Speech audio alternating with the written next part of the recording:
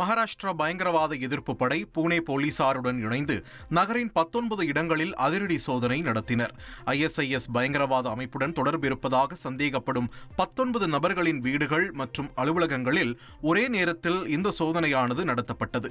சந்தேகத்திற்குரிய நபர்கள் பயங்கரவாத அமைப்பிற்கு ஆள் சேர்த்தல், வெடிக்கும் சாதனங்களை தயாரித்தல் ஆகியவற்றில் ஈடுபட்டதாக கூறப்படுகிறது. இதில் சிலரை விசாரணைக்காக காவலில் எடுத்துள்ளதாகவும் தகவல் வெளியாகியுள்ளது. புதுவை மத்திய பல்கலைக்கழக பாலியல் துன்புறுத்தல் விவகாரம் தொடர்பாக போராட்டத்தில் ஈடுபட்ட மாணவர்களை போலீசார் கைது செய்தனர். புதுவை மத்திய பல்கலைக்கழக மாணவிகளுக்கு பாலியல் தொல்லை தரும் பேராசிரியர்கள் மீது நடவடிக்கை எடுக்க கோரி இந்திய மாணவர் சங்கத்தின் சார்பில் துணைவேந்தர் அலுவலகத்தை முற்றுகையிடும் போராட்டம் நடைபெற்றது. இரவிலும் தர்ணா போராட்டம் தொடர்ந்த நிலையில் மாணவர்களை போலீசார் கைது செய்தனர். கைதின் போது லேசான தடியடி நடத்தப்பட்டதால் தள்ளுமுள்ளு ஏற்பட்டது.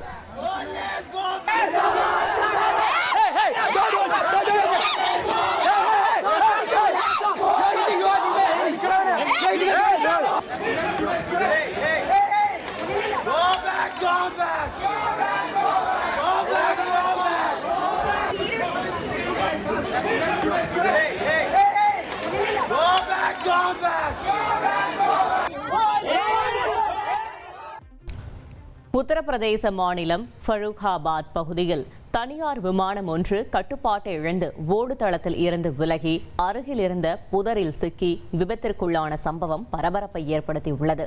இந்த விபத்தின் போது 2 விமானிகளும் சில பயணிகளும் மட்டுமே இருந்த நிலையில் நல்வாய்ப்பாக அனைவரும் உயிர் தப்பினர். தற்போது விபத்திற்கான காரணம் என்ன என்பது குறித்து தீவிர விசாரணை நடைபெற்று வருகிறது.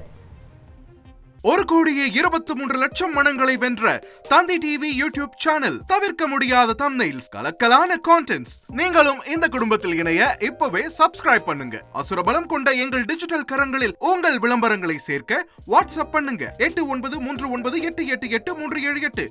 Email advttv@dttv.in.